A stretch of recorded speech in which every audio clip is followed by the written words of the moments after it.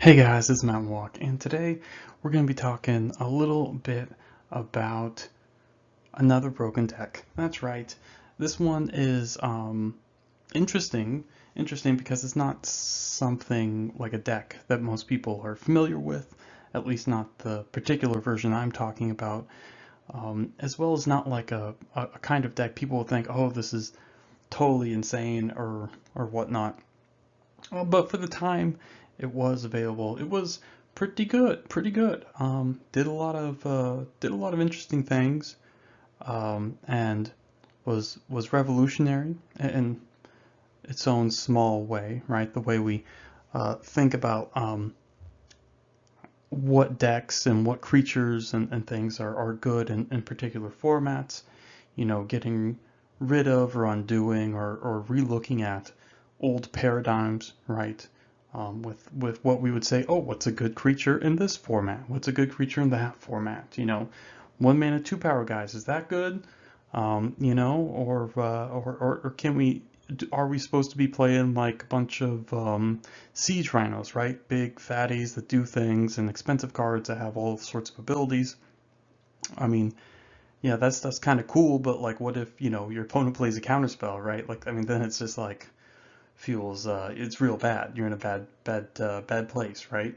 So what we're going to be talking about today is less about a deck that was so broken it needed to be banned, although it did play its basically every single busted black card, more or less, with the exception of Yawgmoth's Bargain, was played in this deck.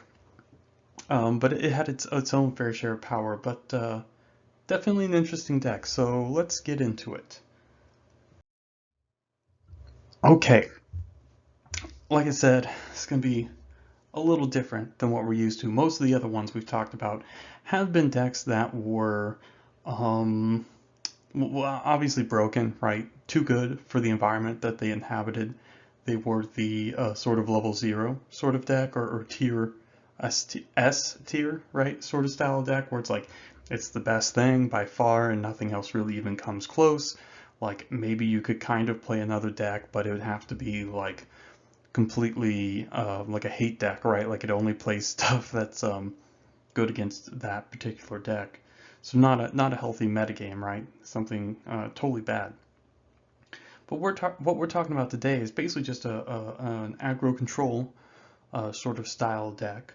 Um, it's like a tempo deck, really, but it's obviously mono black. Well, how does that really work? Well, because one of the best ways to gain tempo is to prevent your opponent from even casting any spells, right? So again, we're talking about land destruction. There's quite a bit in this deck. And then of course we have a slightly higher curve than what you would expect for like a tempo deck, right? Whereas something like maybe um, like Delver or whatever typically caps out at 2. We're a little higher, but of course we have our good friend Dark Ritual to do a lot of heavy lifting for us. And man, this card is real good in this deck. Real good. Um, and so basically the entire strategy is again, to disrupt them and drop some stupid dumb creature and then just beat them to death with it. Or vice versa. Drop the creature on turn 1 and then uh, just play infinite disruption every turn, right? And there's actually 2 lines of attack. Of course, black is very good with discard, as well as it's actually pretty good at destroying lands. Of course, we'll get to that. And you may not know this card even exists, but yes, this is a real card. It's a little silly. Most of you are probably familiar with it, but we'll talk about it anyways. But discard plus LD is actually pretty good, especially when they're both aggressively costed, because the land disruption can strand really powerful, expensive spells in your opponent's hand, and then that means you can pick them off with discard, which is really nice. Say something like Ancestral Recall, which is a very big deal. So you blow up your opponent's lands, and then like they miss the land drop for a turn, and then you can hit them with like your Hypnotic Spectre or something. But that's the basic idea. There's a lot of synergy, as well as just preventing them, not even destroying all their lands, but preventing them from casting a bunch of spells, or their spells that are higher up on the curve. Say something like a Moat, right, or the Abyss. Very powerful cards against this deck, which you basically can't really beat. And speaking of those cards, this is basically a deck that was more or less completely metagamed at that time, because Type 1, or I should say Vintage, really, was what people know it now. At the time, around 2002, 2003, was very, very, very, very much so, very dominated. How many varies can I say? It was dominated by control and combo decks. And these weren't exactly the most well-tuned, but especially like when we're talking about stuff like Keeper, which is just basically like a big pile of shit. Um, Especially compared to like some of the more tuned decks that came out. Like, for example, if we're talking about Psychotog and certain things like that, which were way more powerful, way faster. Um, Even though like speed isn't the most important thing for control, like being able to have that sort of combo element, quite good. But most of all the good decks in Type 1 at that time were control and combo decks. There's random budget decks, like Sly and stuff like that, which you are not super good against for obvious reasons. But you could sideboard pretty heavily against them, because your main deck is set up really, really well just against those kind of decks. And even, especially if you're going first against some of these aggressive decks, you can just stop them from casting anything, and just destroying all the relevant cards, which is certainly a possibility, something I've experienced. But anyway, let's go ahead and look at the deck list. Okay, so this one's pretty simple, pretty cut and dry, right? So you got a bunch of mana, including Ritual, Jet, and Lotus. I'm pretty sure I don't need to say why I'm playing Dark Ritual, Mox Jet, and Black Lotus in a mono black deck. Not much to say there, right? But let's look at the creatures. Bunch of really aggressive, powerful creatures, undercosted, that do either are just like undercosted or have different abilities or other reasons, which we'll get to. Then the disruption, which we have Duress, him, and Sinkhole, and then Null Rod or Keg or whatever. Obviously, Powder Keg's better against like you can still kill Moxen with it immediately, but it's also better against if you expect to see like Jackal Pups and Savannah Lines and things like that.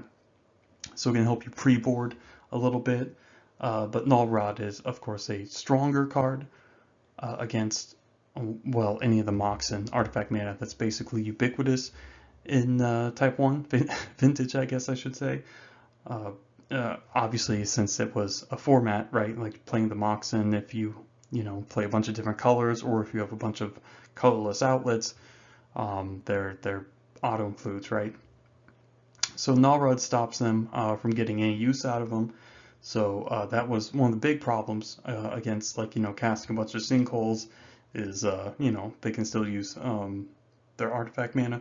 Null Rod, of course, shuts that off. I could even see like cutting like a Flesh Reaver or two or something, just to play like another Null Rod or two, or Powder Keg as well, just because multiple Flesh Reavers are kind of wonky, not that great with Necropotence. Again, for obvious reasons, and when you're drawing with Necropotence, you're more likely to get a bunch of, stuff like Flesh Reavers, which is like pretty shit. We'll touch upon Wasteland and Strip Mine very, very briefly, but they're just land destruction, right? So Wasteland, Strip Mine, destroy lands. That's a big part of the mana denial package. So yeah, and then of course your sideboard again. At the time, you typically board heavily for aggro decks, so Mastercore, Powder Keg, Dystopias against, like, again, stuff like Humility, the Moat, all sorts of dumb things. You could even play like Edicts or whatever against things like Morphling, which is pretty unlikely they'll ever get to 5 mana. But sometimes the mono blue decks could actually get to 5 mana against you and play like, well, Masked Core or Morphling, but kind of unlikely. Anyways, let's start looking at the cards themselves. All right. So first and foremost, we got Phyrexian Negator. This card is sweet. Basically, especially when back in the day, I mean, you really can't get better than this card, right? Because it's turn 1 Ritual Negator. This is really great because combo decks and control decks were creature light or creature free, really, in some instances. So Negator was an enormously fast clock, especially combined with any amount of disruption you have. That's where the tempo part comes in, right? If you have like a super fast clock like a Negator on board, Sinkhole buys you another turn, sets your opponent back a turn. Same thing with Wasteland, same thing with stuff like him and Duress and all that stuff. So yeah, Negator really, really, really powerful against these control and combo decks. Spectre is more or less the same thing, except it works on a different axis. It's just card advantage, right? And of course, it is evasive, which is actually pretty relevant. So turn 1, Rit, Hippie, and you're just off to the races, right? It's definitely good. Just getting cards every turn from their hand, 2 damage. I mean, this is about as good as you can really do in this kind of deck. It's very powerful. I know it seems weird to think like Hypnotic Spectre is good. Well, it's a lot of the power, of course, is from Dark Ritual, and then when you don't draw a Dark Ritual, I mean, all of your other disruption effects will slow them down, buy you time to play your like turn 3 Hippie or whatever, and then go to work on them. Flesh Reaver is probably the worst one in the deck, worst creature, but it is a very, very fast clock. Only a turn slower than Negator, and doesn't do anything other than just beat down. Again, I can see cutting like 1 or 2 maybe for additional kegs or null rods, or maybe like an edict or something, depending. Obviously, edicts are a lot better against things like the workshop decks at the time, but yeah, Flesh Reaver, very sweet, although obviously hilariously bad against the red decks. And of course, last but certainly not least, Nantuko Shade. This thing was awesome. What it did was just turn your Dark Rituals late game into Giant Growths, which is amazing because usually Dark Ritual is garbage late game, right? It just gets huge. It's like a 2 or 3 turn clock in the mid game after they've gotten softened up by all of your other creatures. I mean, nothing back then could really rumble with it. I mean, you could get like Masticore or whatever, could block and regenerate, but that was about the best you could do. This thing was actually really good back in the day, really, really good. It's a nice mana outlet, right? Because oftentimes you would just like be kind of at the mercy of your top deck, so you draw cards like if you destroyed all their lands, you draw like a wasteland and it's worthless or whatever. So you can spend all your mana if you weren't going to be playing any of these disruptive cards for because they would have no effect. You would just sink all your mana into Nantuko Shade and increase your clock. So it's actually a pretty powerful card. It's used here like in the same way it was in the mono black decks during Standard, right? Odyssey, Invasion Standard, because you just have in tons and tons of mana. It makes it a huge threat. So very, very sweet, very, very sweet. All right, let's get to the disruption. Now this is the part that really makes the deck. So first and foremost, what we're talking about is Duress. Duress is the greatest. This card is amazing. You're probably thinking like, well, it's just Duress. It's just Duress. Well, not only is it's a 1 mana, very powerful 1 mana card, but if like classic openings like Rit, Duress, Him, now these are still really, really good openings you still see from something like Pox today or whatever, but because Ancestral Recall is ubiquitous in Vintage, people play a lot of misdirections, right? And so the nice thing about Duress is that like it can't be misdirected. So if you lead off with Duress, You can take their misdirection, of course, and obviously if they don't have misdirection, you can go ahead and take their, the Time Walk, their Ancestral, and any of their other important cards, their Lotus, that kind of stuff. And of course the other card in the big 1-2 punch of hand destruction, discard would be Hymn to Tourach. Of course, anyone can, all the arts for Hymn to Tourach are very good, very based. But I like the dude with the beard. That one's a good one. Obviously, I love the one with the wolves, but yeah, this card is absurd. I have a love-hate relationship with this card, where like I'll cast it and I'm like, this is the greatest feeling of all time. But this is one of the cards, like one of the singular cards I've lost to for the last 20 plus years at this point. This card's fucking bullshit. I'm glad Veil of Summer is printed. Like, I'm tired of getting blown out by fucking Hymn to Tourach. Like, him, oh, next term him, or snap him. I'm like, really? I mean, it's so brainless. The card is so powerful. It's probably the cheapest amount of card advantage. It's not like Contract from Below or Ancestral Recall or whatever. Like, this card's stupid. And of course, another very important part, and like I said, a card you guys might not know even existed, is Sinkhole. Only printed in Alpha, Beta, and Unlimited. It didn't get reprinted in. I should say it did get reprinted in Eternal Masters, right? So in 2016, it got some new art, and there's like a judge printing of it. But most people aren't even familiar this card exists. Like 2-mana land destruction. It's just like, how is this even real, right? I mean, sure, there's like Cleansing Wildfire these days, but like that's not really, like that's good against particular like non-basics. This is just like 2-mana, like no ifs, ands, or buts, kill land, any land. Very, very powerful. It's kind of hilariously overpowered. I guess it's slightly more balanced back in the day, of course, because of all the fast mana, things like that, but it's just a I can't even believe this card exists. But like I said, they printed some weird cards back in the day.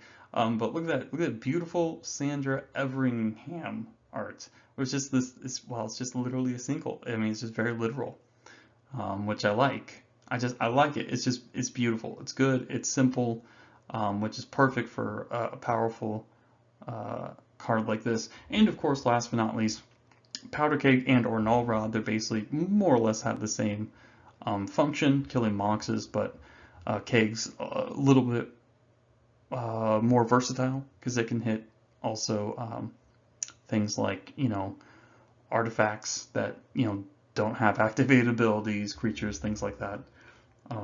It's another good card, just another piece of disruption. Again, playing one, the main deck is pretty nice to sort of pre-board, give you an extra slot in your main deck. So can't go wrong there. All right, and last but not least, certainly not least, we'll just look at some of the broken restricted cards we have. Of course, I already mentioned Strip Mine, but yeah, Yawgmoth's Will, this card is stupid. I mean, I can't really think of a time when I was playing this deck back in Vintage where I cast Yawgmoth's Will and I lost. It's pretty impossible, especially when you have stuff like Lotus that you can reuse as well, of course, as Dark Ritual. Pretty silly. So you can get like tons of extra cards off it. You can, replay a land, for example, your Wasteland or Strip Mine. You can replay everything. Your graveyard you can get back. You can get back all the cards that were destroyed and undo everything that your opponent's done and redo everything you've done like twice over, which is, I mean, what else do you need to say? Like, this card is completely stupid, even without Dark Ritual. Demonic Consultation, just another tutor. Sometimes, if you're super ballsy, you can consult for like restricted cards. I've done that. I don't do it very often, or I don't remember doing it very often, but I don't think I've ever lost by it. But it is very good. Typically just gets you like a Shade late game, or like a Hymn or Sinkhole if you need more disruption, that kind of thing. Demonic Tutor. Yeah, this card, I mean, it's Demonic Tutor. It's a 5th version of whatever card you want to play, lets you get your other restricted cards, lets you get your Yawgmoth's Will, and then your Yawgmoth's Will lets you get your Demonic Tutor. And of course, last but absolutely not least is Necropotence. Necro is like probably the best turn 1 play in the deck by far. It draws you a lot of cards, and your opponent can't beat it, especially since you constrict their mana, and they're going to need a lot of mana to play their spells, to try and keep up, to do anything. But yeah, it doesn't really work. The only thing Necro sucks against is like red decks or decks with Black Vice, which are pretty rare, and especially at the time, since Black Vice was restricted for some reason still. But that's a side point. Anyways, yeah, Necro is insane in a deck where you can play a bunch of cheap spells and a bunch of disruptive creatures and fast creatures, and you have mana sinks like with Shade. Again, I don't think I really need to say too much about these cards because they're fucking broken, basically. Alright, like I said, there is some problems with Suicide Black, even though it was really good against like all the Neo Academy style decks, like the control decks like Keeper.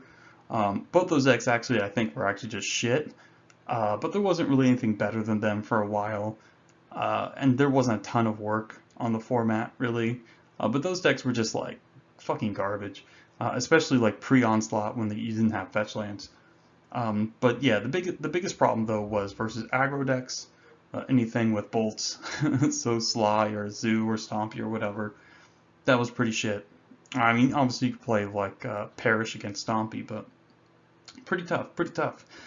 Also, after the deck really became a thing, like in 2002-ish, we had the release of Onslaught, and then we have like the popularization of Groatog, and so what we see is like these super cantrip heavy decks that also played like Gush, so the Gush Bond engine. So they would be able to easily outpace you. They could easily recover because they had all these cantrips. And of course, like, Sinkel's pretty embarrassing against Gush, like, obviously. Same thing with Wasteland, right? So, not even talking about if they had fast spawn to play. So yeah, that was like the big deck for a long time was, or at least for like 6 months-ish, was the Groatog deck. And yeah, and then even afterwards, of course, you still have just the heavy, the heavier, more cantrip heavy like blue decks, you know, like Tog and stuff.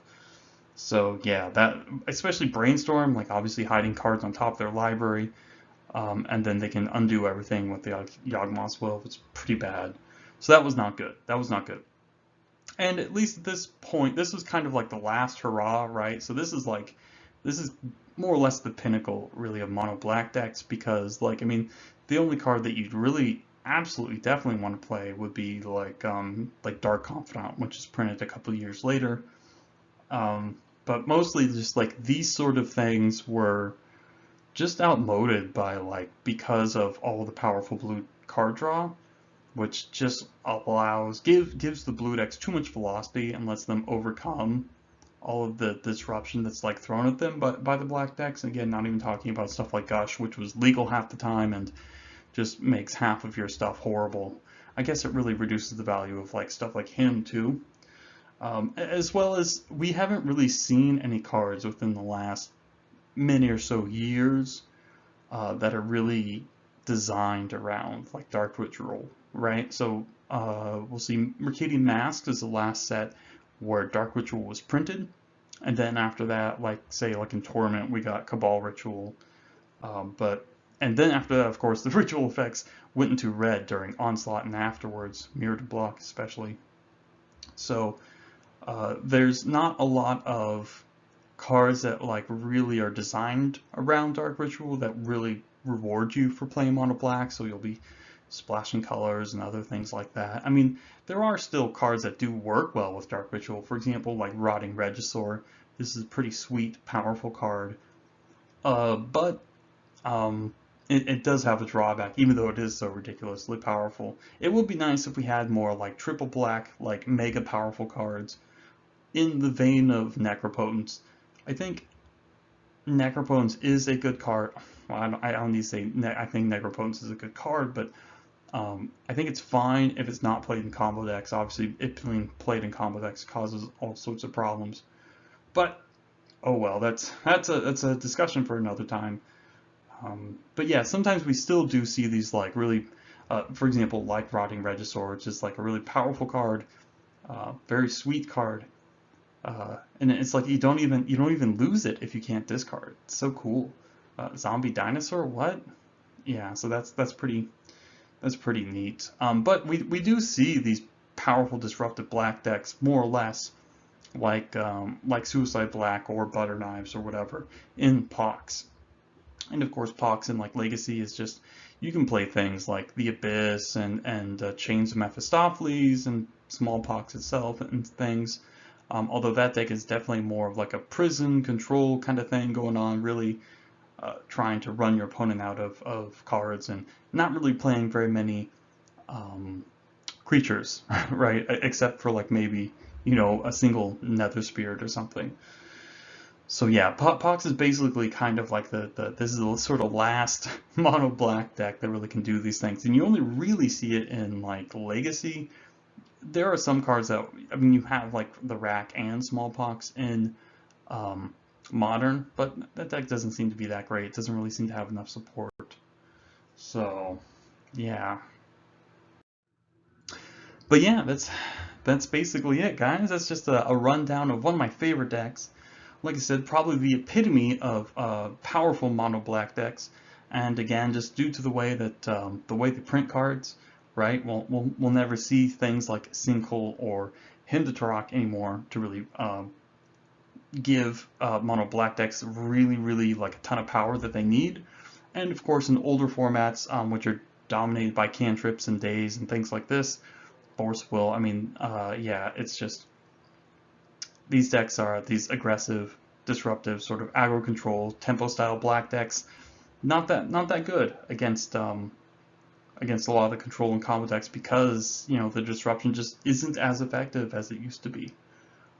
So very unfortunate, but still a sweet deck. Still really fun. I like it a lot. Um, it's pretty simple to play, but obviously it has a ton of power. It has a bunch of sweet old cards. You can play like a pile of beta cards, which is, what more do you want, right? What more could you ask for? So, but yeah, that's basically it, guys. So, thanks for stopping by. I hope you enjoyed this, and have a nice day.